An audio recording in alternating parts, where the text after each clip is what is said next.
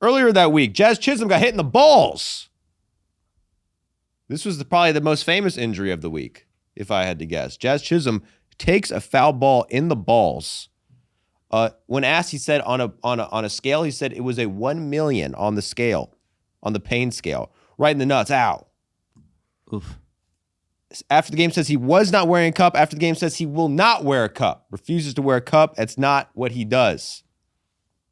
I'm going to skip to where the trainer's checking on him and Aaron Boone's just sitting there blowing bubbles. Aaron Boone.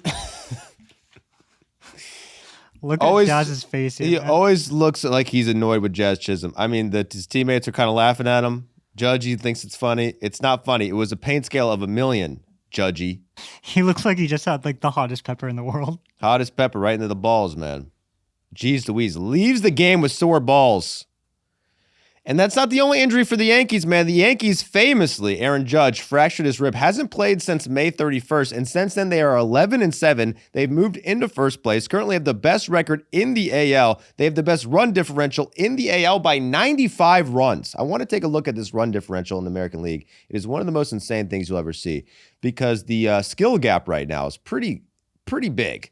The NL versus the AL doesn't seem to be much of a competition. There are 3 teams in the American League right now with a positive run differential. 3. 1, 2, 3. Uno, dos, tres. 3 teams.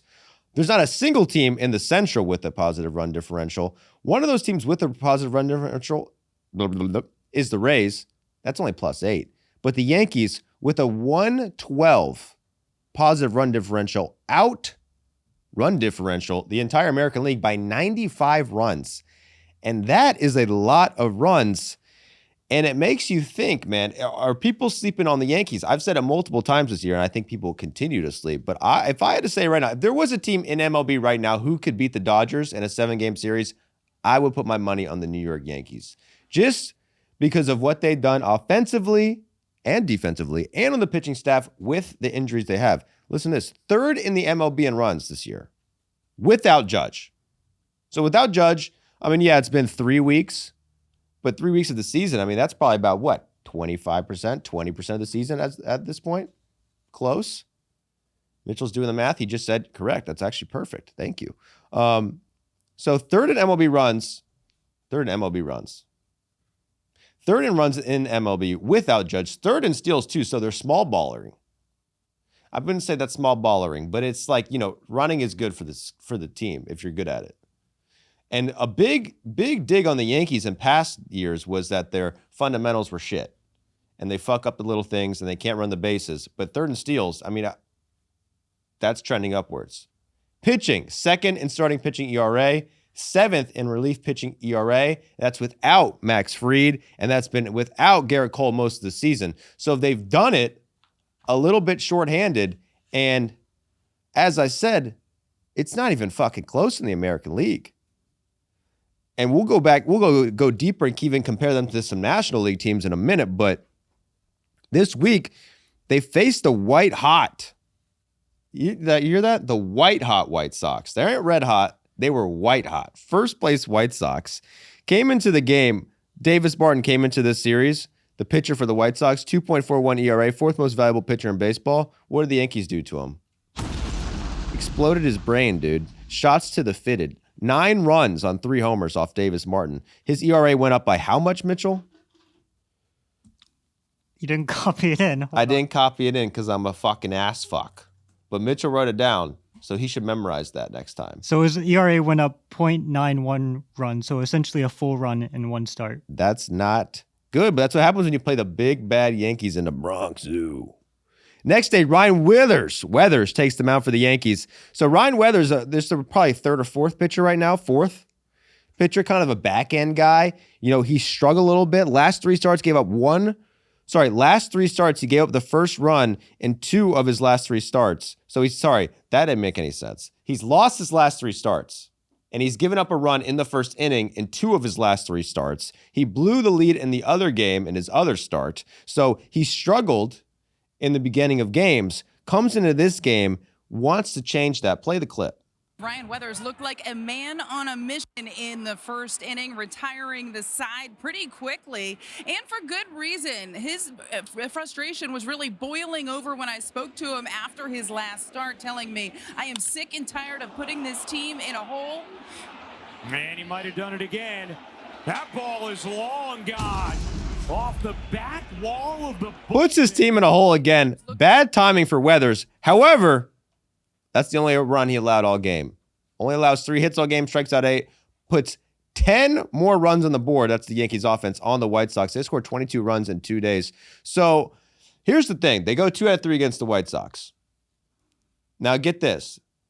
Their opening day lineup, 4 out of their 9 players in their opening day lineup are not playing right now. That's Stanton, Judge, Grissom, and who else? And Wells, Austin Wells. So that's what? That's over 40% of the lineup is not in there. Still third in MLB in runs, second in offense in OPS, and first in homers.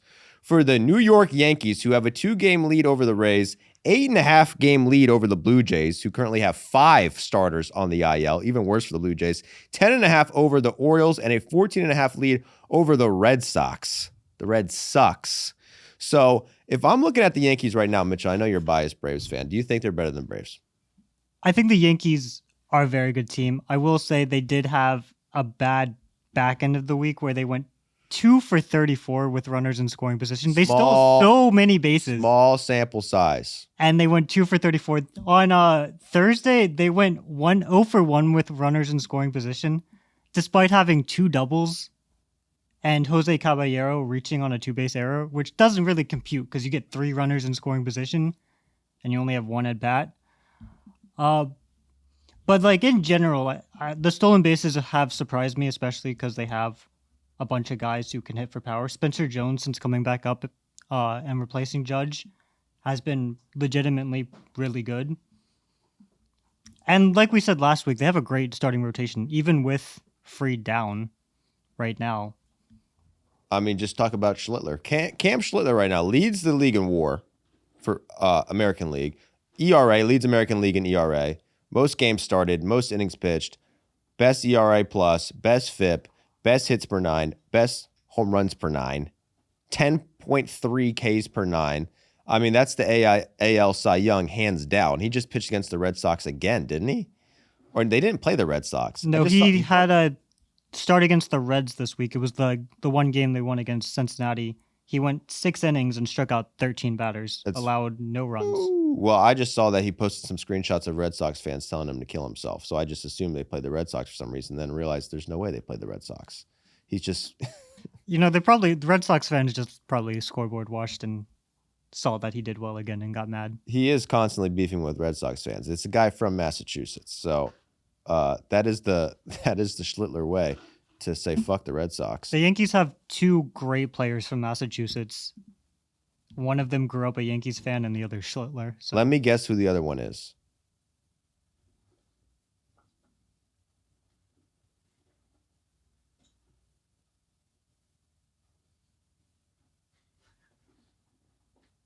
Stump, dude. I have no idea. There's 2 guys from the Yankees? Wait, let me guess.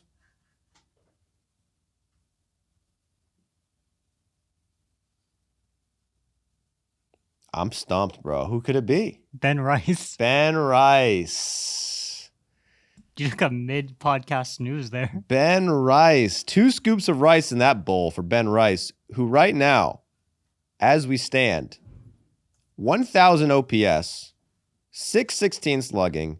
He's batting nearly 300 for the first baseman, Ben Rice, who is a beast. Don't sleep on Goldschmidt. I mean, the fucking first base platoon, first base DH split they got going on. That guy, 145 OPS plus for the old fart, 38 years old. Paul Goldschmidt keeps being a beast. Peyton from Just Baseball tweeted something the other day that blew my mind. Ben Rice is slugging 1093 off of 4-seam fastballs. Ooh. His slugging percentage is over 1,000 on fastballs. Like, how do you pitch to a guy who is smoking fastballs? Mitchell's brain right now. Blown. My brain right now. Dude, fuck. Soundboard broke. It's all good. But you ask how do you pitch a guy slugging that off fastballs? I'll tell you what I do. Curveballs. Just curveball. Change-ups, sliders, some off-speed stuff. You got to mix it up with Ben Rice. If you throw him the heater, he's going to make you beat her. And your wife after the game because you're going to be pissed. You know what I'm saying? Speaking of being good at baseball, Anthony Volpe, the guy who everyone hates, he's underrated. But I wouldn't really highlight him as the key player to cover right now. I would say more Cody Bellinger is probably the most underrated player on the Yankees right now too, because that guy, 843 slugging, OPS this year. Did he sign this offseason, right? They re-signed him this offseason? They re-signed him this offseason. So that might be one of the best offseason signings, underrated because you don't really count it because he was on the Yankees before. But look at that. Even Jazz Chisholm's up there. I mean, Jazz Chisholm might be an all-star, right? Yeah, but it's second base. It's American League second baseman. He's about a league average hitter, but he's stealing a lot. You got to show 23 steals for Jazz Chisholm. So they're stealing fucking Caballero. 14. Sorry, what the fuck? 16 steals for Caballero. My man. I guess I deleted that part about his fucking antics in the plate. So I guess we won't even cover it. Yeah, I was looking for it. Not even there. But Caballero, I mean, let's go over the Caballero shit. Why not? I mean, we got it in here. I mean, he is the biggest terrorist in MLB. Like facing Jose Caballero. What the fuck did I do with Caballero, bro? I know I'm saying his name wrong, but you had the section. I know I accidentally yesterday. deleted it. Let's see if we can find it. Recover it. Well, play the video because I have the video of it. So Caballero does this thing, right, where he gets into the box, and he's a pitch clock merchant, right? So what he does, there's a rule in MLB, right? The batter has to be in the box, and we'll just pause this for now. He has to be in the box, and you have to be in the box, and you have to look at the pitcher with 8 seconds left on the pitch clock, right? If you're not making eye contact or ready to hit by 8 seconds, that's a pitch clock violation on the batter, because if you wanted to, the batter could just look up with 1 second, and then the pitcher and batter have to make eye contact in order for the ball to be thrown, right? Now, if you're a batter, you could just wait till 1 second and then the guy doesn't have a chance to pitch. So they have to have a rule that has to be 8 seconds. So you have to be looking at the pitcher by 8 seconds. Caballero does this thing where he refuses to look at any pitcher or acknowledge their existence until 8 seconds on the clock. He did this against the Astros last year a couple times. He actually got an RBI from it where he got this guy twice. Waits to 8 seconds. If you come set as a pitcher, if you come set and the batter's not looking at you, that's a pitch clock violation. Now, you get a warning, but if you do it twice in the same game, that's a pitch clock violation. Caballero does this nonstop trying to get pitch clock violations. He did it against Garrett Cole the first year of the pitch clock. Garrett Cole got pissed, and if you remember, threw a fastball like 40 feet over his head. So it ruffles people the wrong way. This guy's constantly getting people's ass. What was his quote? He wants to be hated. He wants to be hated. He wants pitchers to hate him. He loves being hated. He's just a cocksucker at the plate, right? A guy you'd love to see on your team. An absolute cocksucker. So he's been doing this all year, and he's pissing people off. And this is the origin of the Garrett Cole pointer. Oh, yeah. No, not today. And now they're teammates. It all comes full circle. So play the clip against the Blue Jays.